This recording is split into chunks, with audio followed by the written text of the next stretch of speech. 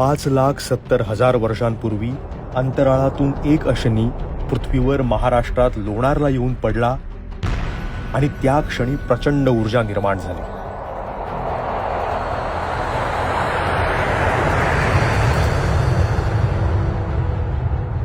आणि तयार झालं दख्खनच्या पठारावरच्या बसाळ खडकाच्या छातीवरचं तब्बल 1.8 किलोमीटर व्यासाचं हे महाकाय विवर.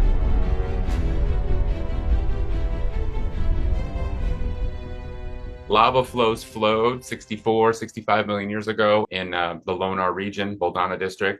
And then a ordinary chondrite meteorite came up about this impactor that hit there, the Deccan Plateau, we call it, and created the crater. That was 570,000 years ago, approximately. And then the impactor went probably 2 crater radii into the Earth while it's deforming it. This is called the initial impact stage. And then we get an explosion of that kind of rebounding and becoming the rim, kind of unfolds like the flowers of a petal kind of comes out. कधी काळी हे विवर ज्वालामुखीतून तयार झालं असं समजलं जायचं. मग 1970 नंतर ते उल्केतल्या अशनीद्वारे साधारण 35 ते 50 हजार वर्षांपूर्वी निर्माण झाल्याचं म्हटलं गेलं. पण गेल्या दशकात आर्गॉन डेटिंगद्वारे हा अशनी साधारण 5,70,000 वर्षांपूर्वी पृथ्वीवर येऊन धडकला हे सिद्ध झालं. डॉक्टर शॉन राईट 2004 सालापासून लोणार आणि त्याच्यासारख्या जगभरातल्या विवरांवर संशोधन करतायत. त्यांचा अभ्यासही हेच सांगतो. Originally, scientists said Lonar is probably about 52,000 years old, and you still see that sometimes in on YouTube or in print. You'll see it's 52,000, but I'm going to make clear it's 10 times older than that, 570,000 years old. The morphology of the rim kind of tells us it's not a 50,000-year-old crater. It's probably 500,000, and then that isotopic dating really cemented it that's more than likely the correct age of the crater. या लाखो वर्षात लोणारच्या विवराभोवती अनेक गोष्टी घडल्या. इथे एक सरोवर तयार झालं आणि त्याभोवती एक वैशिष्ट्यपूर्ण सजीव सृष्टी उत्क्रांत होत राहिली. इथलं पाणी अति क्षारयुक्त आहे. त्याची पीएच व्हॅल्यू समुद्रापेक्षाही अधिक आहे. त्यात नेहमीचे जलचर राहू शकत नाहीत. लोणार सरोवराचं हे पाणी खूप अल्कलाईन आहे, क्षारयुक्त आहे. त्यामुळे तुम्ही ते अजिबात पिऊ शकत नाही. पण तरी सुद्धा तुम्ही उघड्या डोळ्यांनी त्याकडे पाहाल तर ते बाकी नॉर्मल साधारण पाण्यासारखंच तुम्हाला दिसतं. ते निळं आहे, कधी कधी हिरवं आहे. कारण विशेषतः ज्यावेळेस पावसाळ्यामध्ये जेव्हा हे सगळं जंगल घनदाट हिरवं होतं त्यावेळेस ते हिरवंही वाटतं. पण अचानक 2020 सालच्या जून महिन्यामध्ये हे पाणी गुलाबी रंगाचं झालं. जवळपास महिनाभर ते तसं होतं आणि अचानक कोणालाच कळायला मार्ग नाही की ते तसं का झालं. जे जिओलॉजिस्ट, मायक्रोबायोलॉजिस्ट अनेक वर्ष यावर काम करत होते त्यांच्यासाठी सुद्धा काही काळ ते कोडं होतं. 2020 मध्ये उन्हाळा फार कडक होता आणि त्या कडक उन्हाळ्यामुळे तिथल्या पाण्याचं खूप जास्ती प्रमाणावर बाष्पीकरण झालं, इव्हॅपोरेट झालं आणि त्यामुळे त्या पाण्याची सॅलिनिटी वाढली. लोणार लेकमध्ये हॅलोफिलिक म्हणजे ज्या बॅक्टेरियांना क्षार जास्ती आवडतं असे हॅलोफिलिक बॅक्टेरिया किंवा आर्किया हे जास्ती प्रमाणात त्यांचं प्रेझेन्स आहे तिथे. या बॅक्टेरियांची ग्रोथ ही पाण्याची क्षारता वाढल्यामुळे खूप जास्ती प्रमाणावर झाली.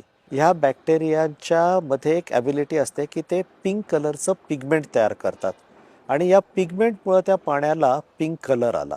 त्याच्यामध्ये ड्युनेडेला म्हणून एक अल्गी असते, त्या अल्गीचा पण त्याच वेळेला नेमकं हे वाढलेलं होतं पर्सेंटेज आणि या सगळ्या फॅक्टरमुळे पाणी झालं पिंक रंगाचं.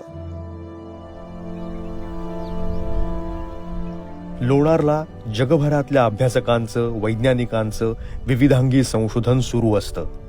पण यासोबतच एक मानवी संस्कृतीही लोणार सरोवराभोवती गेल्या हजारो वर्षांमध्ये तयार होत गेली.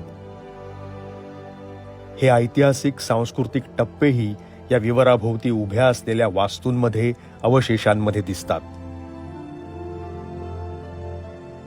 जुन्यात जुनं जर तिथे काय असेल लोणार परिसरात तर एक नरसिंहाची मूर्ती आहे जी साधारण 5व्या शतकातली वाकाटककालीन आहे. पण त्या काळातली मंदिरं आज आपल्याला तिथे सापडत नाही. आज जी मंदिरं तुम्हाला तिथे बहुतांशी दिसतात ती सगळी ज्याला आम्ही पूर्व मध्य युग म्हणतो, म्हणजे साधारण 12व 13व 14व शतक ह्या काळापासून तिथे निर्मिती झाली. ती अगदी आता 18व्या शतकापर्यंत तिथे निर्मिती झालेली दिसते. त्याच्यामध्ये तुम्हाला जी शुष्क सांधी म्हणजे कुठल्याही प्रकारचा मॉर्टर न वापरून केलेली जी मंदिरं असतात तशा प्रकारची मंदिरं दिसतात. काही ठिकाणी तुम्हाला अगदी विटांची शिखरं असलेली मंदिरांचे पण अवशेष दिसतात तिकडे.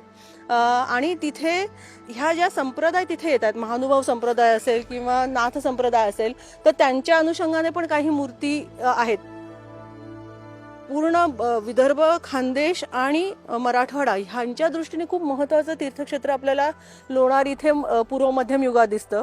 पुढे आपण जेव्हा मध्ययुगात येतो तेव्हा आपल्याला अकबराच्या ऐने अकबर इथेही काही महत्त्वाच्या नोंदी मिळतात. त्याच्यामध्ये जो साबण आणि काच करण्यासाठी जो कच्चा माल आहे तो ह्या लोणार सरोवराच्या मिठातून मिळतो अशी नोंद आहे. त्या मिठाबद्दलच्या पण औषधी गुणासाठी ते वापरलं जायचं आणि तिथे खूप मोठा साबणाचा कारखाना आहे. म्हणजे जहांगीराने तिकडून साबण मागवल्याच्या नोंदी आहे. शहाजहान खुद्द येऊन ते लोणार सरोवर काय प्रकरण आहे हे बघून गेलेलं आहे अशा नोंदी आहेत. निसर्गाबरोबर मानवी भौतिक वारसा, मानवी प्रथा परंपरा आणि व्यापार उदीम ह्या सगळ्या गोष्टी तुम्हाला तिथे एकवटलेल्या दिसतात. लोणारचा आशनिपात हा पृथ्वीच्या आयुष्यातली एक महत्वाची घटना आहे. त्यात पृथ्वीच्या आजवरच्या भौतिक आयुष्याची आणि तिच्या बाहेरच्या अवकाशातल्या अनेक प्रश्नांची उत्तरं दडलेली आहेत. डॉक्टर शॉन राईट यांच्या मते मंगळ आणि चंद्र यांच्यावर सतत मोहिमा करणाऱ्या मानवाला या ग्रह उपग्रहांच्या अभ्यासासाठी लोणार मदत करू शकतं. All the rocks from Mars, pretty much all of them, are shock basalts. We have rocks from Mars, they're called Martian meteorites.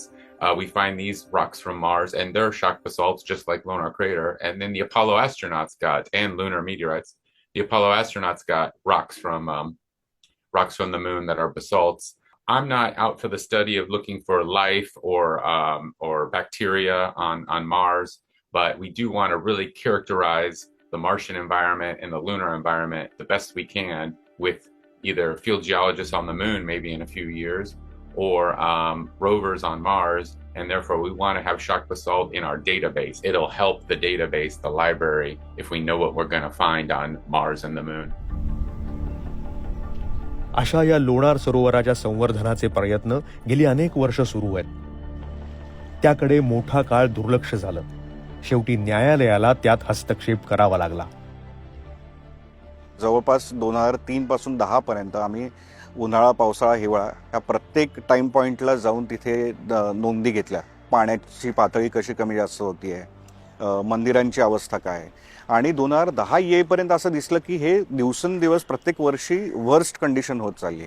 आणि हे सगळं झाल्यानंतर काही जणांनी न्यायालयामध्ये पण धाव घेतली होती 2009-10च्याच आसपास नागपूर खंडपीठामध्ये. आणि लोणारचा विषय तेव्हापासून न्यायालयाने गांभीर्याने घेतला. कारण राज्य सरकारकडे किती तेव्हा जरी अर्ज केले काही केले तरी सुद्धा फार विशेष लक्ष देण्यात येत नव्हतं. न्यायालयाने मग गंभीर दखल घेऊन त्याच्यावर एक कमिटी नेमली की एकतर लोणारचं जे सांडपाणी आहे ते ताबडतोब बंद व्हायला पाहिजे आणि खालची जी शेती आहे ती पण बंद व्हायला पाहिजे, कारण त्या दोन्ही गोष्टींचा परिणाम तिथल्या इकोसिस्टमवर होतोय. लोणार सरोवराचा परिसर आता संरक्षित अभयारण्य आहे. 2020 साली त्याला रामसर स्थळाचा दर्जा देण्यात आला. पण आता महाराष्ट्र सरकार या सरोवराला युनेस्को जागतिक वारसा घोषित करावं या प्रयत्नात आहे. लोणार सरोवर नैसर्गिक आणि सांस्कृतिक दृष्ट्या महत्त्वाचा असल्यामुळे त्याला युनेस्को जागतिक वारसा यादीच्या संमिश्र प्रकारात अंतर्भूत करावं असं शासनाने ठरवलंय. सध्या सल्लागारांच्या मदतीनं शासनाचे विविध विभाग लोणारसाठी हा प्रस्ताव तयार करतायत. लोणारचं विवर एका चिरकालीन साक्षीदारासारखं लाखो वर्षांचा वारसा घेऊन उभा आहे. पण ती मान्यता मिळण्यासाठी त्याला एवढी वाट का पाहावी लागावी? शरद बढेसह मयुरेश कोण्णूर, BBC मराठी, लोणार.